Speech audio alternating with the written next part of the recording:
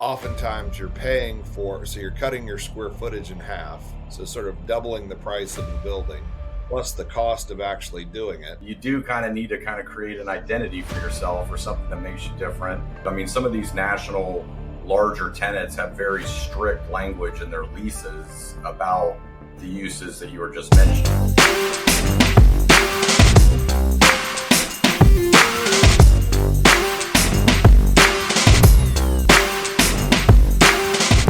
Welcome to this week's episode of Real Estate Anonymous. We're going to be previewing a 4,000 square foot retail property in Long Beach, but we're going to start with a story of Elliott and his WASPy crew on doing the Nantucket Stroll, which seems like a lot of people based in reality. This property, I think we all agree, is great real estate. We're also going to connect STDs and cannabis, which I hadn't ever really thought through before.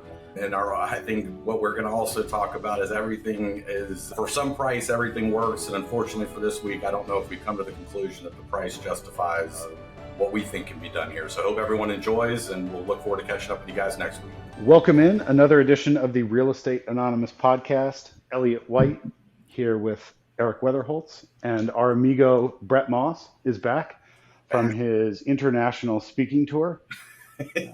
Brett, we're excited to have you back. I hope the tour was successful and you influenced and shaped a lot of hearts and minds. Yes, I went through my 30-page PowerPoint presentation on leadership, which was very well received by all. I'll bet. Yeah, no, it was really something. Maybe we can do that on a future podcast where I can just share that with everybody. I'm sure that would generate a lot of clicks. I'm confident it would. Yeah. Eric and I were trying to figure out what path you go down, where the end of the path is Brett Moss as your keynote speaker. You know you are scraping the bottom of the barrel when you're asking me to participate. We've struck out with everyone else. We've crossed everyone else off the list, but we know your dumb rear end will probably do this. Right. Come here, Florida man's take on interest rates. Right. Yeah. So I have a deal for you.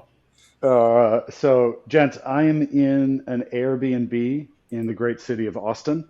I think Eric is in a hotel you're in New York City. Is that right? Greenwich Village. You're in Greenwich Village. Okay. Man, you're doing better than I'm doing. And then Brett joins us from his office. That's right. So we were talking a little bit before we started. I've been traveling, I guess, since last week. But my wife and I went to the island of Nantucket, which is off of Cape Cod. It's an island in Massachusetts. And we got married out there. We got engaged out there. We go out there a decent amount. And every year they do this thing called the Christmas Stroll. And it is the waspiest, most insane thing that I do. I don't usually go in for these kinds of things, but it is a pretty disconnected good time. And it's all of the wealthy people who have homes on Nantucket that come back for this weekend. Town sort of opens back up. All the restaurants open, all the shops open. People are wandering around. You know, the shops are serving spiked apple cider and everyone's dressed up in Santa fits. And it's just completely crazy. And everyone's saying like, happy stroll. You know, they're like cheers at each other in the street, and they have, Christmas carolers in town, and Santa comes in off the ferry and rides through the cobblestone streets. The whole thing is pretty wild. It's a good time. People drink far too much. You see people like falling down in the street and all that. But I was sitting there listening to these people talk about how they needed to get a hold of their pilot because they wanted their jet to leave earlier while we were at dinner. And I'm reading this magazine. There's like a stack of magazines in this restaurant. And in the back of the magazine are advertisements for homes for sale and homes for rent during the summer. And some of the nicer homes for rent typically rent around like $40,000 to $50,000 a week. Oh, wow. And I remember thinking, listening to this conversation, looking at this house that was for rent for $50,000 a week and thinking, you know what I love about Nantucket is just how down to earth everybody is. How based in reality they are. Yeah. Like everyone here is super plugged into what's going on with the common man. Yeah. Yeah. I'm picturing you leaving there, going to visit one of your low-income properties with a sweater tied around your neck, carrying a wash rack. Yeah. Me and Chet and Muffy. I was just going to ask for the names of the people, some of the examples of names. Yeah. Oh, for sure. Eloquently.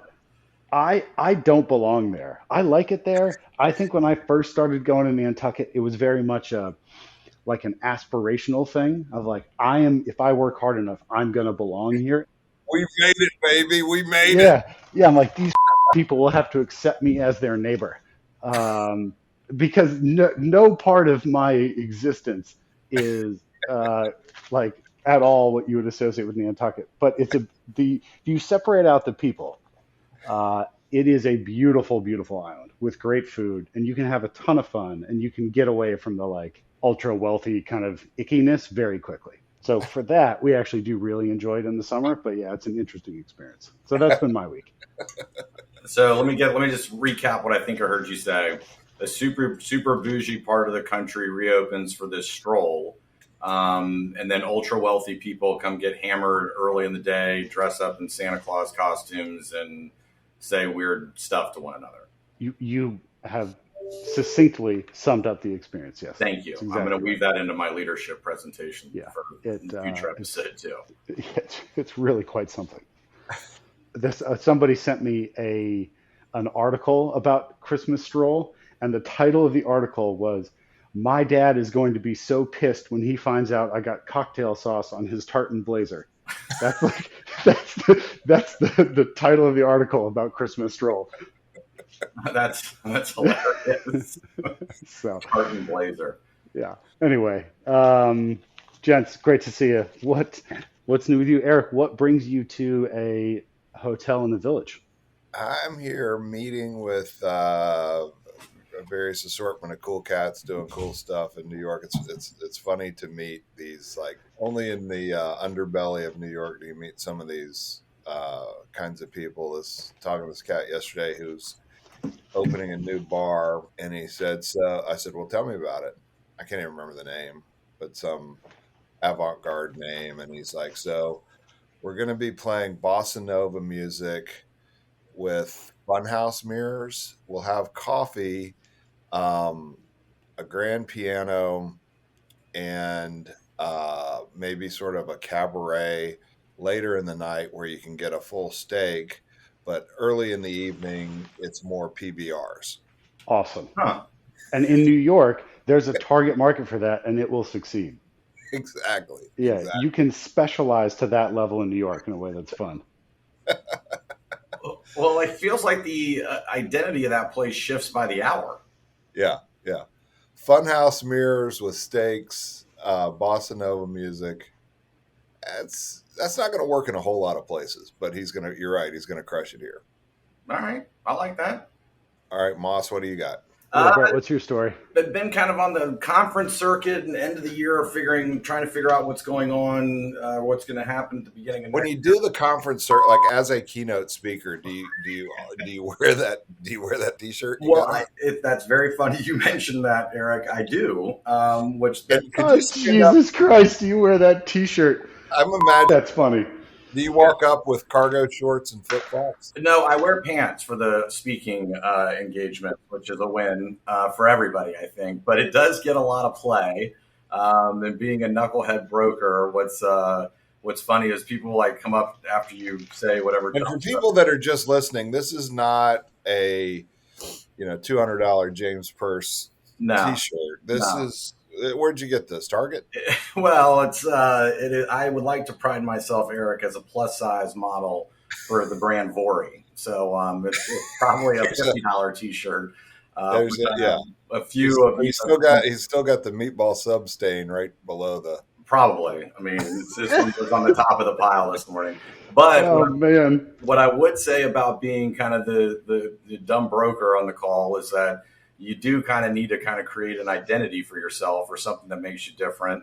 And so it's a brand. That's right. And so I don't know if you guys have noticed this, but the commercial real estate business, especially conference business, is a fairly homogenous group of people.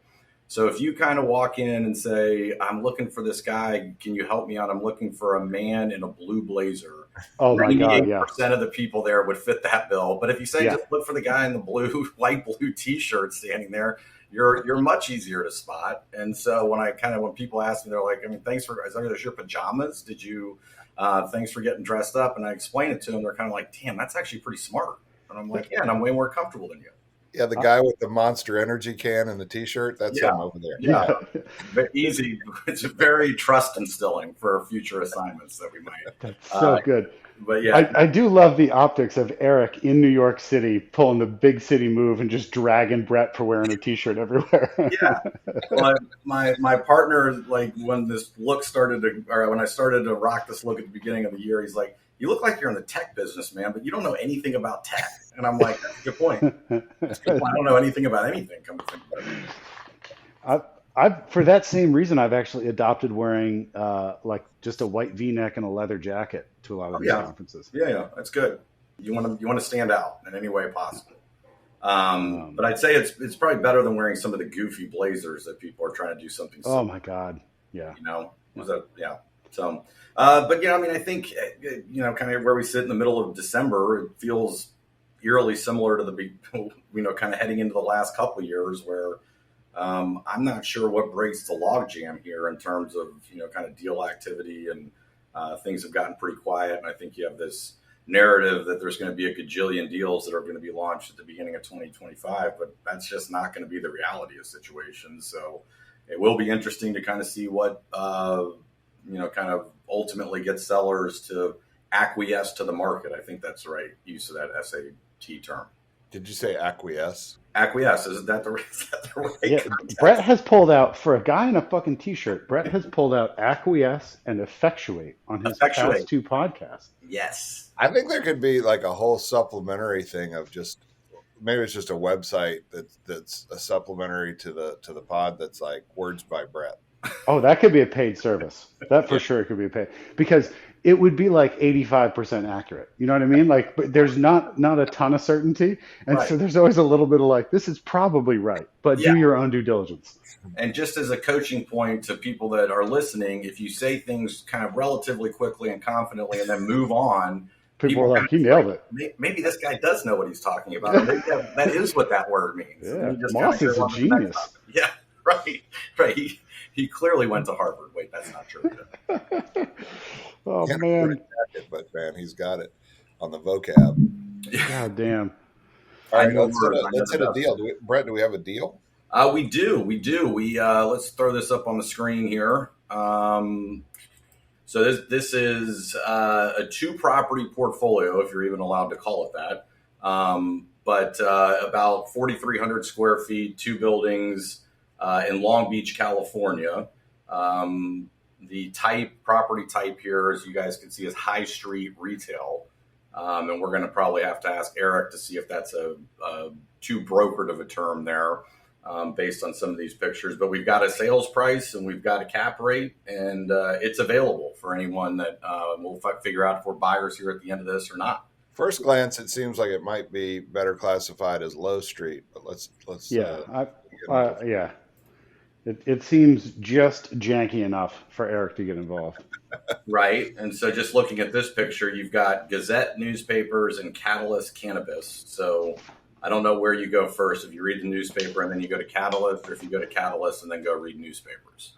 And it's got that vinyl awning. Yeah. I think first popularized by Blockbuster, where you get the sign screen printed onto the vinyl, and it's one continuous blue band across the front. But it is on a pretty cool. It's on a pretty cool street. Yep. Billboard on top. Yeah, I wonder if you get that, which is always fun. It looks like. Can you read it? It looks like maybe. It's an advertisement for realtors. Right. I was just thinking, does that kind of hurt that real estate group that they're not the ones selling this with their billboard on top of it? It's very interesting. Yeah. It's not included. So the board isn't included. I don't know. We don't know if we have that detail, but it feels. Is that a statement or a question, Eric? I'm asking. Yeah. I would think it has to be. Who's going to buy the building and somehow leave ownership rights to the billboard to someone else? Yeah, these kind of, billboards. You talked about these on an Atlanta deal before.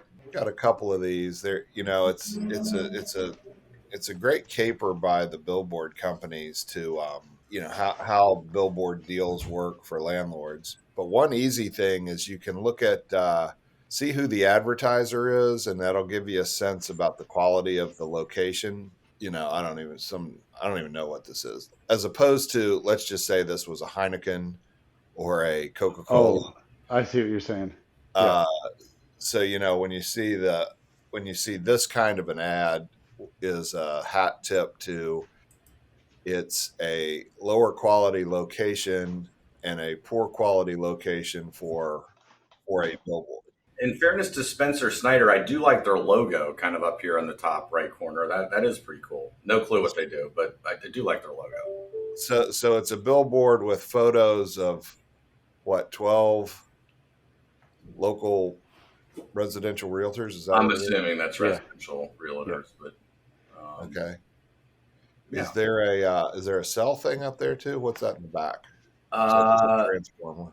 Yeah, that would just look here. That kind of looks like a non-buried utility line, right? And then who knows what else is on that roof that we could add some value to the property by activating.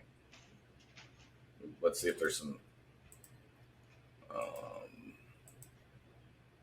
That's a pretty good picture here to give people a feel for the location. And I've never been to Long Beach. But how does Long Beach stack up kind of relative to some of these other, beach towns, whether it's Venice or what's the other one that's just north of this? I mean, kind of the blue collar brother historically. Okay. Yeah, it's grittier. It's not bad, but it's just a grittier part of town. And one of the biggest import ports, I guess, is that what you could be one of the busiest ports in the world, right? Yeah. So I guess I would assume this shirt probably came in through Long Beach that I'm wearing. Or it definitely came in through Long Beach. Yeah. Yeah. You're keeping that port open, dude. In a plus size container too. That's just to keep it accurate, right? Picture of some big boned fellas on the shipping container, and they're like, "Oh, these are Brett's shirts." Yeah, right. Yeah, well, just bring them into the East Coast, please.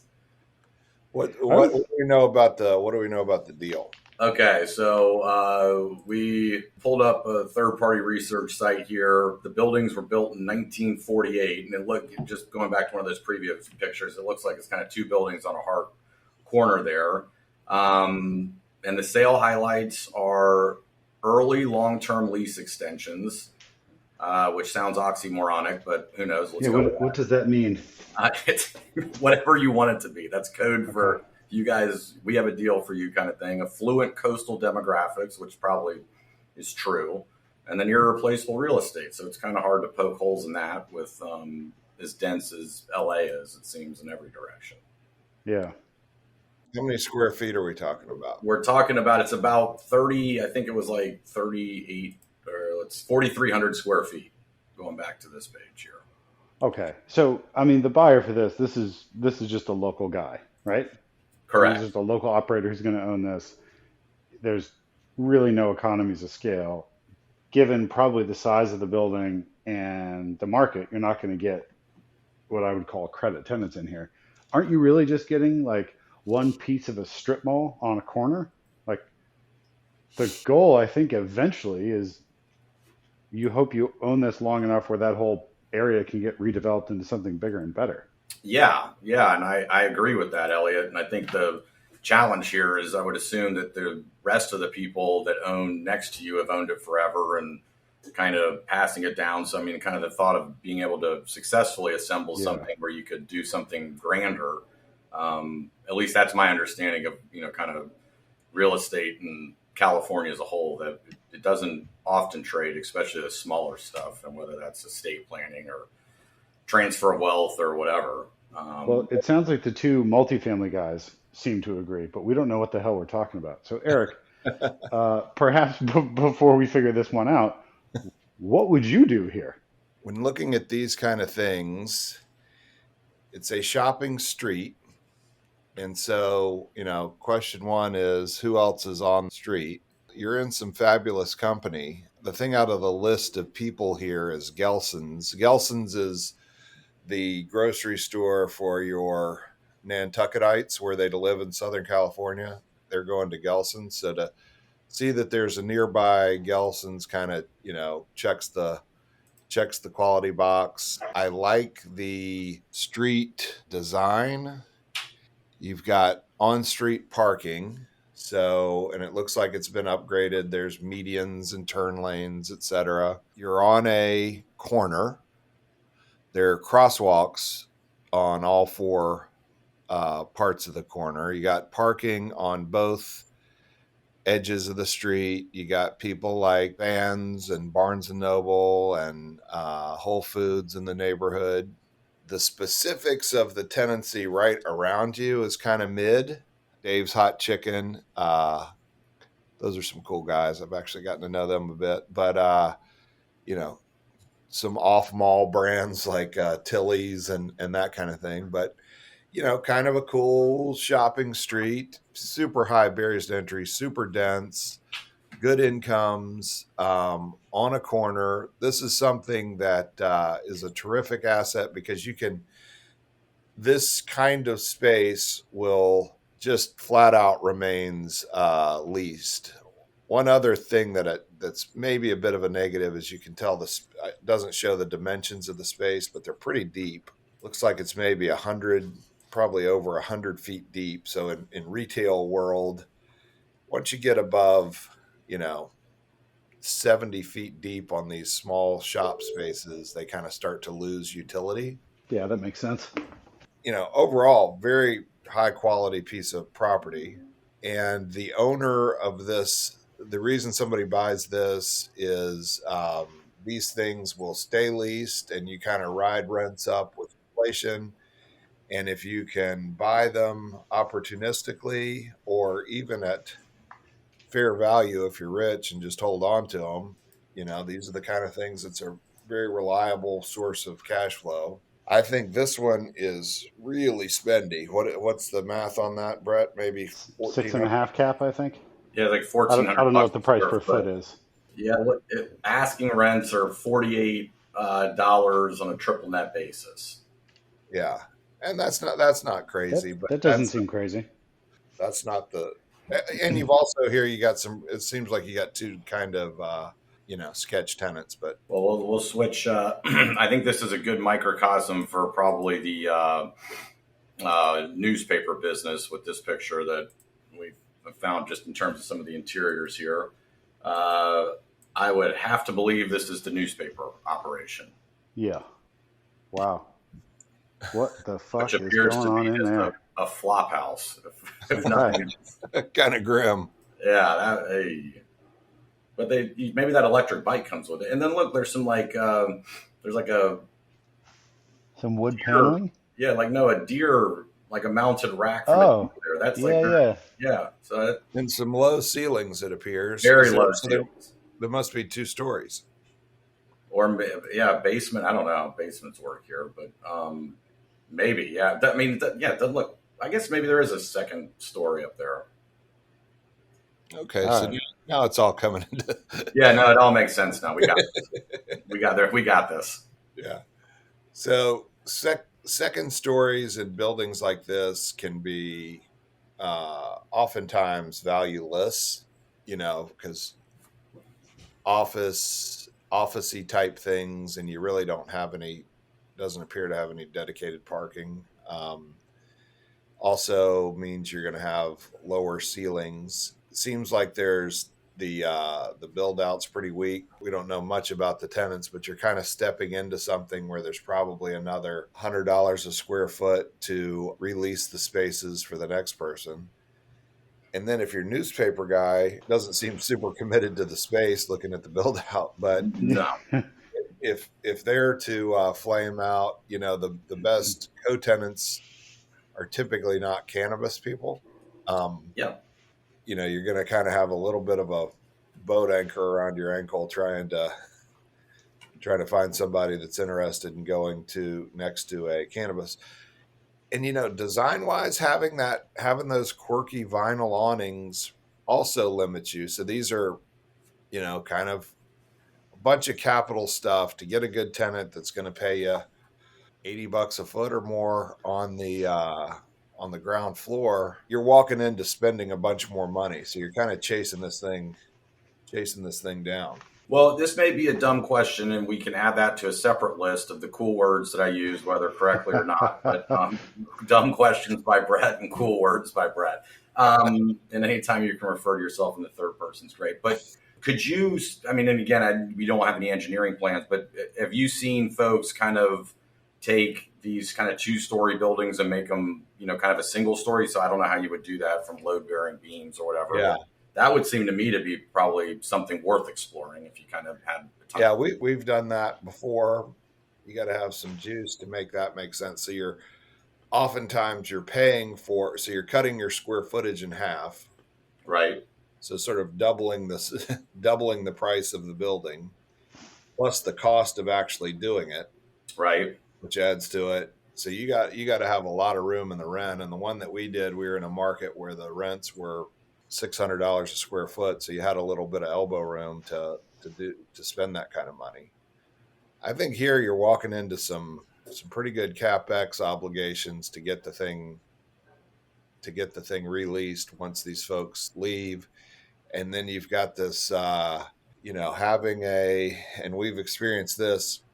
And one of the negatives of these street locations is you happen to have the cannabis guy in your building, but he could just as well be in the next building and still have the negative halo effect of you. And so you can, which is also, one of the problems with these is like, so say it's Tiffany and Company next door when you buy it.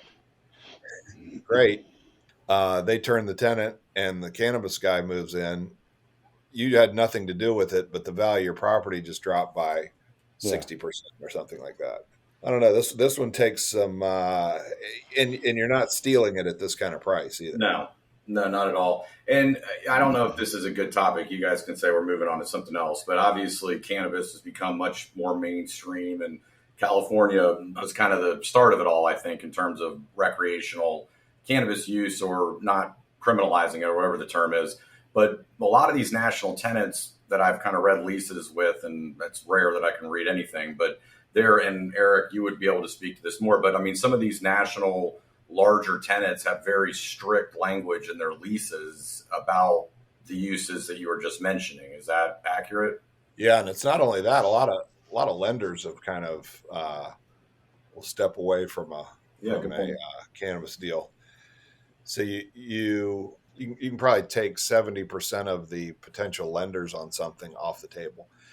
These kind of deals too, at this size, the debt that's available is, you might find somebody outside of this. There's a handful of life companies that might look at this, but for the most part, this is a local bank, full personal guarantee kind of financing on this. And maybe you're getting fixed rate, but probably not. So that's another layer of complication and hassle in something like this. And I don't think that we're the only ones that are kind of scratching our head at some of this. Where did I see this metric or this number? But when you look at the and I wish I could say that we haven't been a part of something like this, but the deal's been on the market for 250 days. So we are not the only ones that maybe are scratching our heads at $400,000 of NOI and a 6.5 cap at a basis of $1,400 before any capex might not be for everybody. I think this is a very unique buyer. Yeah, I think that's right. Also, if it were priced correctly, it would have sold. Well, that's a good point too. If you wonder why something isn't selling, whether it's your house or commercial real estate, you're asking too much for it. Yep. I did learn that at Harvard, by the way. That tracks. And it seems like if it's been on the market for that long, someone has clearly told the seller, I'll give you 10% less. And they've said no. Like no one has, obviously people have approached them with an offer where it makes sense, where you can afford the CapEx and lease at the street rent and still make a buck. Typically when I see things that are on the market for this long, it's because the seller is just fishing. It's an unserious seller, an unserious broker. And I wouldn't dig too deep on this kind of thing. Well, and I think for the owner who maybe have these photos shot, at least they're being conscious about money spent, because it appears by the shadow there's just a dude with an iPhone that took a picture. So at least they're not wasting money. Holy shit! I'm glad you picked up on that. Yeah. Yep. They're a cost-conscious operator. Yeah, and so I mean, look at this. There's another billboard here with another guy. Yeah. So I guess it was a post office, and now it's a cannabis store. Or was it a cannabis store and became a post office? I think the post office probably just said, "Listen, we've got 3 mailboxes out here. Like, why do we need a bricks and mortar operation? We're out." Yeah. We're out. Yeah. So I mean, like the U.S. government kind of is being efficient here too. So it says in here that the street rent's $48 a square foot. It does. I mean, and your purchase price is $1,400 a square foot. So there must be they must be thinking that you're paying for 2 levels. So I think if you looked at something like this and you said, I would imagine that $48 is a good rate for this part of Long Beach. I think this thing is for an enterprising person is a 6 cap, so it's $800. I think if you paid $800 a foot for this corner, it's okay. It's probably more like $600 on the ground floor. Yeah. Right. So what we're talking about is a purchase price of 60% of what they're asking.